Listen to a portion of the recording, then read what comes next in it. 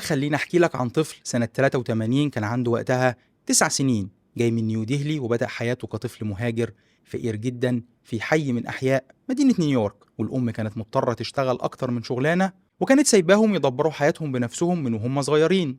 ما كانش عندهم فلوس، ما كانش عندهم أمان. الحاجة الوحيدة اللي كانت متاحة بالمجان في حياتهم كانت المكتبة العامة. الولد ده اسمه نافال، وتلف الأيام وبعد 35 سنة بيكتب سلسلة تغريدات كان عنوانها بسيط جدا ومستفز في نفس الوقت: كيف تصبح ثريا دون الاعتماد على الحظ. للوهلة الأولى العنوان يبان كأنه إعلان رخيص لواحد من النصابين اللي بيبيعوا الوهم للناس على الإنترنت، لكن اللي حصل كان العكس تماما. السلسلة دي انفجرت وحققت مئات الملايين من المشاهدات. طب ليه؟ لأن نافال ما كانش بيبيع وهم، نافال كان بيفكك الشفرة وكان بيقدم خوارزمية حقيقية. ببساطة هو مسك كل المسلمات اللي تربينا عليها عن الشغل والفلوس وكسرها وحط إيده على الجرح وقال لنا الحقيقة المجردة: تكوين الثروة مش ضربة حظ، تكوين الثروة مهارة بتتعلمها، زي البرمجة، زي السواقة، زي لعب الشطرنج. والإجابة هي حكاية الحلقة، وهي مش حكاية عن الفلوس بس، هي حكاية عن الخوف وإزاي أغلبنا محبوس فيه من غير ما يحس. النهارده احنا هنشوف ازاي عقولنا المفروض تشتغل عشان تبقى حر ماديا، سواء كنت محاسب، نجار، مبرمج، صنايعي، او لسه حتى بتدور على شغلانه. خليك معايا لاخر الحلقه لان فيها جزء انا شخصيا غيرت بيه شكل تفكيري في الفلوس. وانا احمد شحاته، وده نفس الاثر. لما تكبر في بيت زي بيت نافال بتتعلم درس واحد قاسي من غير ما حد يقوله لك بالكلام: ازاي اضمن ان انا افضل مكاني وما انزلش لتحت. ودي اول حاجه عايز اقولها لك في الحلقه: الخوف من امتلاك اصول مش كسل ومش ضعف شخصيه، هو غالبا درس اتعلمناه في ظروف حقيقيه، وممكن يكون كان درس صح لكن في وقته. لكن المشكله فين؟ ان الدرس ده لو فضل معاك للابد بيتحول من حمايه لسجن. وده بالظبط السؤال اللي عاوز اساله لك: انت اتربيت على نفس الدرس؟ اشتغل كويس ووفر فلوسك؟ لو اجابتك انت مش لوحدك، اغلبنا كده. المشكله مش في الدرس نفسه، المشكله اننا ما عملناش ترقيه او ابجريد لما كبرنا. وتعالوا نتكلم بصراحه اكتر: البرمجه دي خلتنا نلعب اللعبه الامنه اللي احنا اتربينا عليها، فكره ان اللي يشتغل اكتر بياخد اكتر، صح كده؟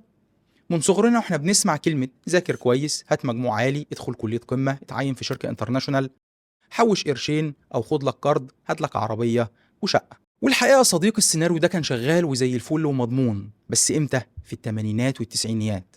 اما النهارده السيناريو ده هو اقصر طريق انك تعيش مستور، بتجري في ساقيه ما بتقفش عشان تدفع الفواتير والالتزامات اللي عليك. لكن للاسف محدش قال لنا الجزء التاني من الجمله: ان في فرق جوهري بين انك تكسب فلوس وبين انك تبني ثروه. وده بالمناسبه فخ كبير اتكلمنا عنه بالتفاصيل والارقام في حلقه الطبقه المتوسطه المزيفه، وازاي السيستم بيوهمك انك مرتاح وانت في الحقيقه مفلس. سيب لك اللينك بتاعها في الاي اللي فوق، شوفها بعد الحلقه. طب خليني اخدك لمثال بسيط من حياتنا. كريم محاسب شغال في شركه مقاولات بقاله 10 سنين. كريم ده شاطر جدا في شغله، مرتبه كل سنه بيزيد شويه حلوين، بس لو كريم اتصاب باي حاجه او الشركه قفلت بكره دخله بيقف خالص. طب ليه؟ لان كريم بيأجر وقته، هو مش بيمتلك حاجه، هو بيبيع ساعات حياته مقابل رقم ثابت. طب تعالوا على الناحيه التانيه نشوف عم صابر النجار. عم صابر مش بيشتغل بالقطعه بس، هو كون اسمه. لما حد يقول انا عايز شغل نجاره كلاسيك ومضمون، الناس بتقول له روح لعمك صابر. عم صابر بقى علامه تجاريه، وفاتح ورشه ومعاه صنايعيه شغالين بدماغه.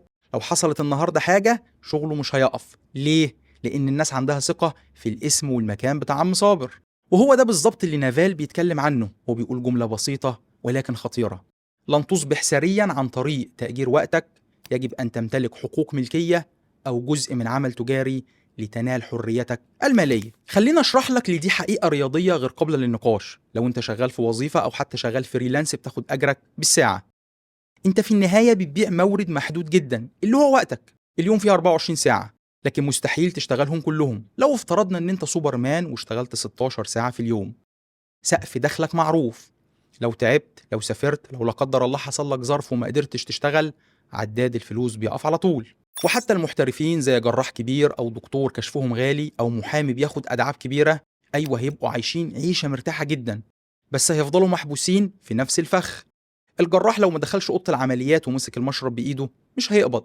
المحامي لو ما اترفعش في المحكمه مفيش فلوس. دول اسمهم عبيد باجر عالي، لسه وقتهم هو اللي بيتحكم فيهم.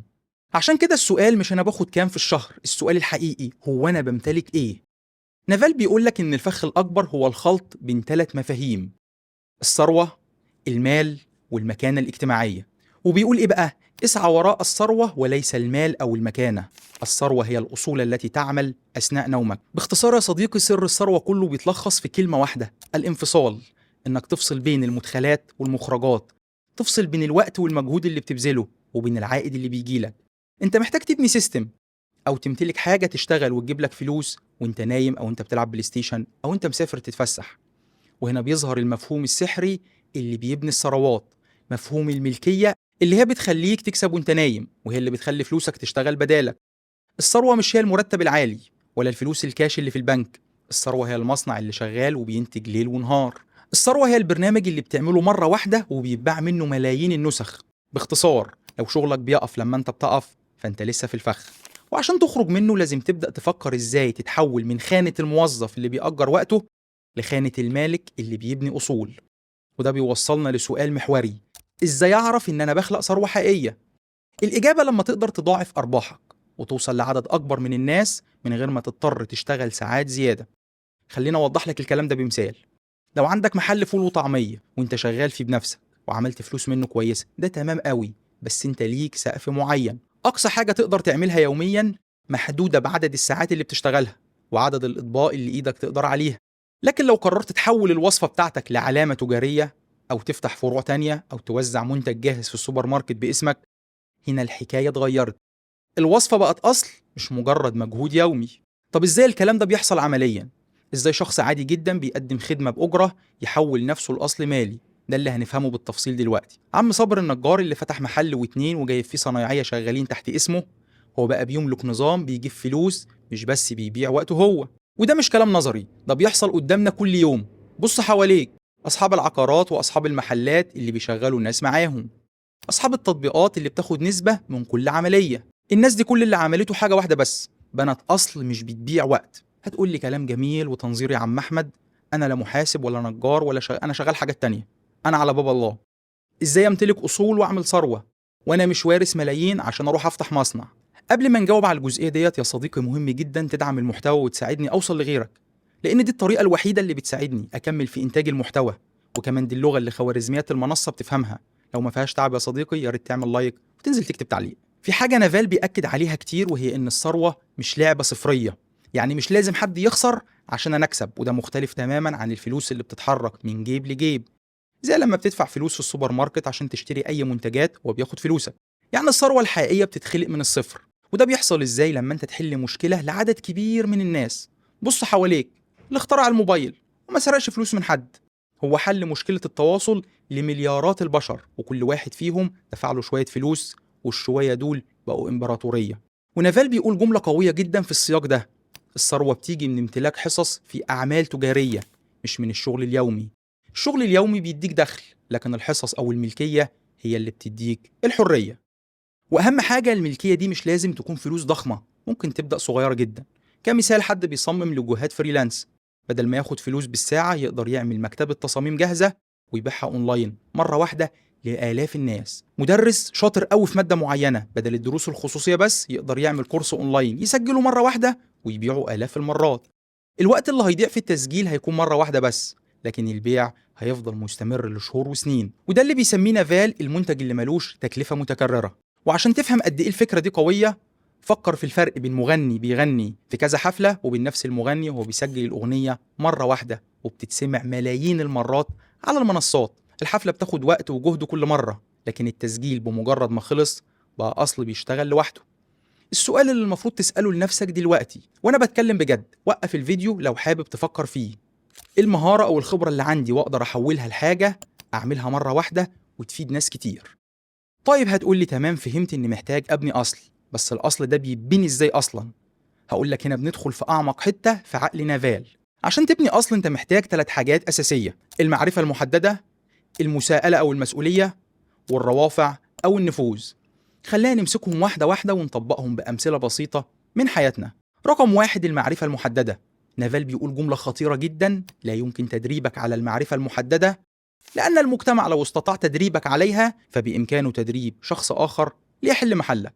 المعرفة المحددة أو المتخصصة مش زي الشهادة الجامعية، الجامعة بتعلم المحاسبة، فبالتالي بيخرج كل سنة آلاف المحاسبين، وده بيخلي سعر المحاسب يقل لأنه قابل للاستبدال بسهولة، لأن آلاف الناس عندهم نفس الشهادة. لكن المعرفة المتخصصة هي حاجة محدش يقدر يدربك عليها بسهولة، لأنها مبنية على فضولك الشخصي وموهبتك وتجربتك الفريدة. انت عارف الحاجات اللي بتقعد تعملها كأنها لعب، بس الناس التانية شايفاها شغل صعب. تخيل معايا نجار قرأ كلام نافال وقرر يلعبها بذكاء. النجار ده قعد شهر كامل يصمم قطعة أساس مختلفة، مثلا كرسي أو كنبة مريحة وعملية وشكلها تحفة، وراح وثق التصميم بتاعه باسمه وعمل لنفسه علامة تجارية. بدل ما يشتغل بإيده كل يوم، صور شغله باحترافية وراح اتفق مع مصنع أو ورشة كبيرة تنتج الكرسي ده بمواصفات جودة هو اللي حاططها. النجار ده ما بقاش صنايعي، هو اتحول لمالك أصل. الكرسي الواحد ممكن يتباع منه 1000 نسخة، هو قاعد بيشرب شاي في البلكونة. هو هنا بيبيع التصميم واسم البراند، مش بيبيع وقته. لو حاسس إن الفكرة لسه ما وصلتش، تعال ناخد مثال تاني. المحاسب العادي بيروح الشغل من 9 ل 5، بيقفل ميزانيات وبيحسب ضرايب وياخد راتب ثابت آخر الشهر. لكن المحاسب اللي بيفكر بعقلية بناء الثروة هيعمل إيه؟ هيشتغل في الأول عشان يتعلم ويفهم السوق، وكمان يقدر يدمج فهمه للمحاسبة مع مهاراته في استخدام الذكاء الاصطناعي. وبالمناسبة ده اللي كنا شرحناه في حلقة الذكاء الاصطناعي ومستقبل الوظائف، وإن ال AI مش هياخد مكانك، هتلاقيها في الآي اللي فوق، ابقى شوفها بعد الحلقة. أو حتى يستخدم فهمه لقوانين الضرائب المعقدة جدا للشركات الناشئة في مجال التكنولوجيا. هو هنا خلق نغمة خاصة بيه محدش يقدر ينافسه فيها، وممكن بعدين يبدأ يأسس شركته أو يبني سيستم أو نظام محاسبي مبسط ويبيعه كخدمة ل50-60 شركة صغيرة باشتراك شهري أو سنوي. أو ممكن يعمل كورس أونلاين يعلم فيه أصحاب الشركات الناشئة إزاي يمسكوا حساباتهم. ده بالظبط تعريف المعرفة المتخصصة، مزيج فريد من مهارة موجودة جوه دماغك أنت بس. ونافال بيقول حاجة مهمة جدا هنا: اتعلم اللي بتحبه لحد أما تحب إنك تتعلم. مش المفروض تدرس حاجة عشان بس السوق طالبها دلوقتي، لأن السوق يا صديقي بيتغير، ولأن الحاجة اللي بتتعلمها بدون شغف هتبقى صعبة جدا تتفوق فيها، لأن في ناس تانية بتحبها فعلا وهتتفوق عليك بسهولة. فكر كده في مبرمج عادي بيكتب كود عشان المرتب كويس، وفي المقابل مبرمج تاني بيسهر لوحده لحد الساعة 3-4 الفجر يجرب فكرة جديدة، مش عشان حد طلب منه ده، بس عشان هو بيحبها. مين فيهم في رأيك هيوصل لمستوى إبداعي أعلى بعد 5 سنين؟ أظن الإجابة واضحة. فالمعرفة المتخصصة مش بس للمبرمجين وأصحاب الشركات الناشئة، هي موجودة في كل مهنة وفي كل مجال وفي كل مكان، لو حد اهتم إنه يدور عليها ويلاقيها. 2. المساءلة. عشان تنجح في تطبيق كل اللي فات ده، في تكلفتين لازم تدفعهم. التكلفة الأولى هي المسؤولية الكاملة. المجتمع دايما بيشجعنا نستخبى ورا اسم شركة كبيرة شغالين فيها، نستخبى ورا المجهول عشان لو فشلنا محدش يلومنا.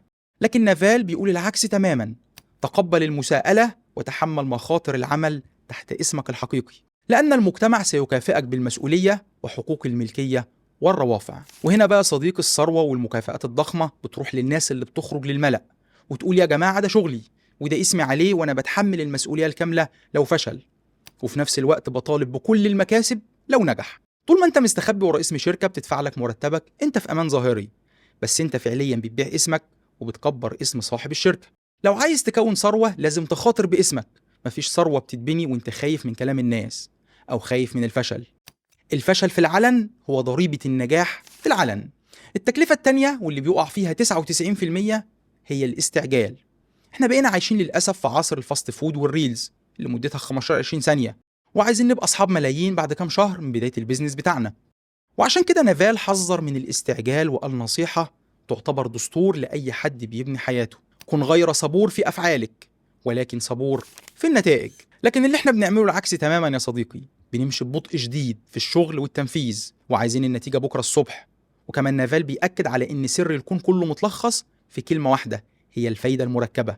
كل العوائد الحقيقية في الحياة سواء في الثروات أو العلاقات أو المعرفة تأتي من الفائدة المركبة. يعني لما تنزل الجيم مش هتبقى بطل العالم من يوم وليلة. عارف ببساطة يا صديقي، الفكرة مش إنك تشتغل أكتر. الحمار بيشتغل أكتر من الأسد، بس مين فيهم ملك الغابة؟ الفكرة مش في الجهد العضلي المفرط، الفكرة في الاتجاه اللي انت بتبذل فيه الجهد ده. نفس الكلام في الأصول اللي بتبنيها. أول كورس هتعمله، أول بودكاست هتسجله، أول سيستم هتبنيه، أول مشروع هتفتحه، ممكن في الأول ما يجيبلكش ولا جنيه، لكن مع الاستمرارية وتحسين معرفتك الخاصة الأرقام بتضرب في بعض بطريقة جنونية.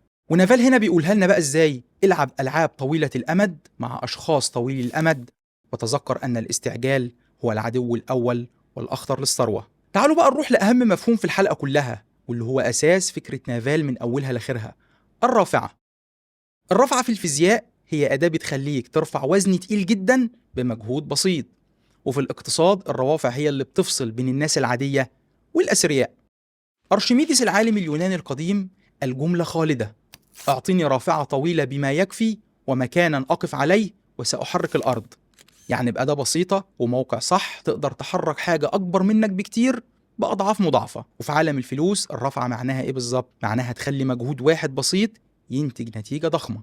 ونافال بيقسم الرافعة لثلاث أنواع رئيسية. النوع الأول وهو العمالة، يعني ناس تشتغل عندك، ودي أقدم رافعة في التاريخ، زي عم صابر لما شغل صنايعية معاه. المشكلة في النوع ده إنه محتاج إدارة ومسؤوليات وممكن ياخد وقت طويل عشان يتبني. أما النوع التاني هو رأس المال، يعني فلوس أو استثمارات تشتغل بدالك، ودي بالمناسبة رافعة قوية جدا. لكن المشكلة إنك محتاج أصلا فلوس عشان تبدأ، وده مش متاح لكل الناس بسهولة في الأول. النوع التالت بقى صديقي وهو الأهم في عصرنا الحالي: الكود والميديا. النوعين دول نافال بيسميهم رافعة بدون إذن. طب ليه؟ لأنك مش محتاج تستأذن حد عشان تستخدمهم، مش محتاج راس مال ضخم ولا فريق كبير ولا موافقة بنك. أقف هنا ثانية، استوعب العظمة دي. كل ده بتكلفة هامشية تقريبا قريبة من الصفر. زمان عشان حسن النجار يوصل لمليون عميل كان محتاج يفتح 100 معرض وبعدين يعين 1000 موظف ويدفع ملايين. دي روافع محتاجة إذن وموافقة بنوك وراس مال ضخم. طب لو مثلا شاب عمل فكرة تطبيق بسيط لحساب الزكاة، والتطبيق ده اتنشر وناس كتير استخدمته، التطبيق ده هو اشتغل عليه لمدة شهر أو اتنين، لكن دلوقتي هو اللي شغال عنده 24 ساعة في اليوم وبيخدم آلاف الناس. يبقى كده الكود بيشتغل كرفعة. هو كتب الكود مرة واحدة، والكود بقى بينتج قيمة للناس آلاف المرات من غير أي مجهود إضافي منه.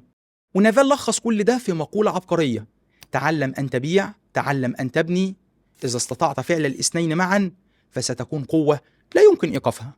النهاردة حسن أو غيره يقدر يصور فيديو بتليفونه وهو بيصنع قطعة خشب نادرة ويشرح فلسفته فيها ومميزات المنتج بتاعته، ويرفع الفيديو على اليوتيوب أو انستجرام. الفيديو ده وهو الميديا عبارة عن إيه؟ روبوت صغير بيشتغل عند حسن 24 ساعة في اليوم من غير ما ياخد أجازة ولا مرتب. وأحمد المحاسب مش محتاج يلف على الشركات يخبط على أبوابهم، يقدر يكتب مقال تفصيلي أو يعمل كتاب إلكتروني يشرح فيه بعض الثغرات الضريبية القانونية اللي بتوفر على الشركات كتير قوي، ويحط الكتاب للبيع برقم محترم، أو يعمله كطعم لخدماته الاستشارية. هنا أحمد وحسن خرجوا من فخ الوقت مقابل المال. حسن ما بقاش يبيع الكرسي، حسن بيبيع البراند والقصة والمنتجات اللي بتتصنع بناء على تصميماته. وأحمد ما بقاش يبيع 8 ساعات من وقته للشركة. أحمد بقى بيمتلك وكالة أو أصل رقمي بيدخله فلوس وهو نايم أو بيلعب مع أولاده. طب ما تيجي يا صديقي نحول الكلام ده لخطوات عملية تقدر تبدأ بيها فعلا. وكنا عملنا حلقة اللي لازم تواجه نفسك بالسؤال الخطير بتاعها: إيه هي خطتك لتأمين مستقبلك؟ وهتفضل تشتغل لحد إمتى؟ مهم جدا تشوفها. المهم، القاعدة الأولى: بلاش تدخل في لعبة المنافسة على الأجر بالساعة. لو في شغلانتين قدامك، واحدة بتدفع لك أجر ثابت مقابل وقتك، والتانية بتديك نسبة أو حصة في نتيجة شغلك، اختار التانية حتى لو الأجر بتاع الأولى أعلى في الأول، لأن الأولى سقفها محدود والتانية سقفها مفتوح. القاعدة التانية: اقرأ كتير وابحث عن اللي محدش بيتكلم فيه. المعرفة اللي عند الكل مش هتميزك عن حد. المعرفة النادرة المكتسبة من قراءة عميقة أو تجربتك أنت الشخصية هي اللي بتفرقك. حاول تخصص وقت يومي لو نص ساعة بس تتعلم حاجة محدش حواليك بيهتم بيها. القاعدة الثالثة: اختار شركائك بعناية شديدة. نافال بيقول جملة مهمة جدا: اختار أناس عندهم ذكاء وطاقة ونزاهة، وأهم حاجة بلاش تشتغل مع ناس متشائمة أو بتتكلم بس وما بتتعلمش. النجاح محتاج طاقة إيجابية مستمرة، ومحتاج ناس تصدق في الفكرة قد ما أنت مصدق فيها. القاعدة الرابعة: اتعلم إزاي تبني وإزاي تبيع. المهارتين دول بس، البناء والبيع، هم أساس أي ثروة في التاريخ. لو تقدر تبني منتج أو خدمة كويسة وتقدر توصلها للناس وتقنعهم بيها، أنت بقى عندك كل اللي الناس محتاجاه. باقي المهارات ممكن تتعلمها بالوقت أو حتى تستعين بحد تاني. القاعدة الخامسة: حدد لنفسك سعر الساعة اللي نفسك فيها. طب ليه أعمل كده؟ الفكرة دي غريبة شوية بس قوية جدا. حط في دماغك رقم لسعر ساعتك المستقبلي. بعد كده أي مهمة صغيرة أو تفصيلة يومية ممكن تفوضها لحد تاني بأقل من الرقم بتاع ساعتك. ركز معايا في المثال ده عشان توصل لك. يعني لو أنت حاطط في دماغك إن ساعتك في المستقبل تكون بتساوي 500 جنيه، وعندك مثلا مهمة زي إن أنت تغسل العربية بتاعتك وهتاخد منك ساعة، وتكلفتها لو دفعتها لحد تاني 100 جنيه، يبقى أنت خسران 400 جنيه لو أنت غسلت العربية بنفسك. والفكرة هنا مش كسل، الفكرة حماية الوقت، لأنه المورد الوحيد اللي ما بيرجعش. ودلوقتي يا صديقي وصلنا للجزء اللي وعدتك بيه من الأول. الناس بتحب تقول فلان اتغنى بالحظ، وده بيريحهم لأنه بيخليهم مش محتاجين يغيروا حاجة في نفسهم. أسهل حاجة تقولها لما تشوف حد نجح: ده كان معاه واسطة، أو حظه حلو يا راجل. الجملة دي بتديك راحة نفسية مؤقتة، بس بتقتل أي فرصة إنك تتعلم من اللي حصل فعلا. نافال ما بيقولش إن الحظ مش موجود، الحظ موجود فعلا، لكنه بيقول حاجة أذكى: في أنواع من الحظ أنت ممكن تصنعها لنفسك. النوع الأول وده حظ عشوائي، ممكن يجي لأي حد، تلاقي فلوس في الشارع وأنت ماشي تحت رجلك، وده مش تحت تحكمنا خالص. لكن النوع التاني هو إن أنت تشتغل بجد في مجال معين لفترة طويلة، وده بيخليك في طريق الفرص الممتازة، فبتجيلك الفرصة بالصدفة. بس استنى هنا، الصدفة دي ما تكونتش غير عشان انت اصلا كنت واقف في المكان الصح. والنوع التالت والاقوى ان انت تبني سمعة ومهارة مميزة، فالناس هي اللي تيجي تدور عليك بدل ما انت اللي تروح تدور عليهم. وده مش حظ، ده نتيجة طبيعية لسنين من الشغل على المعرفة المتخصصة اللي اتكلمنا عنها. يعني لما تسمع حد بيقول فلان اتغنى بالحظ، اسأل نفسك سؤال تاني: طب فلان ده كان بيعمل ايه في ال5 سنين اللي فاتت قبل ما اللحظة دي تيجي؟ غالبا لو دورت هتلاقي انه كان بيبني ويتعلم ويجرب ويفشل لحد اما الحظ لقاه واقف في المكان الصح. لو وصلت للحظة دي في الفيديو يا صديقي، يبقى انت فعلا مهتم بتغيير طريقة تفكيرك في الفلوس، مش بس عايز تكسب اكتر، ودي اهم خطوة اساسا. هتلاقيني سايب لك ملخص منظم وواضح في ملف PDF على قناتنا على التليجرام. ودلوقتي عندي سؤال لحضراتكم وعاوزكم تفكروا فيه بجد وتشاركوني في التعليقات: ايه هي المعرفة المتخصصة اللي انت حاسس انها موجودة جواك بس انت لسه ما استخدمتهاش صح؟ مستني اجاباتكم اللي بتكمل الصورة في التعليقات، وهتابعها بنفسي لان مؤمن ان النقاش هو اللي بيصنع الوعي. وفي النهاية لو عجبتكم الحلقة اعملوا لايك وشير واشتركوا في القناة عشان يوصل لكم كل جديد، وكمان احكوا لاصحابكم وحبايبكم عننا يمكن يستفيدوا. واشوفكم على خير في حلقة جديدة. السلام عليكم ورحمة الله وبركاته.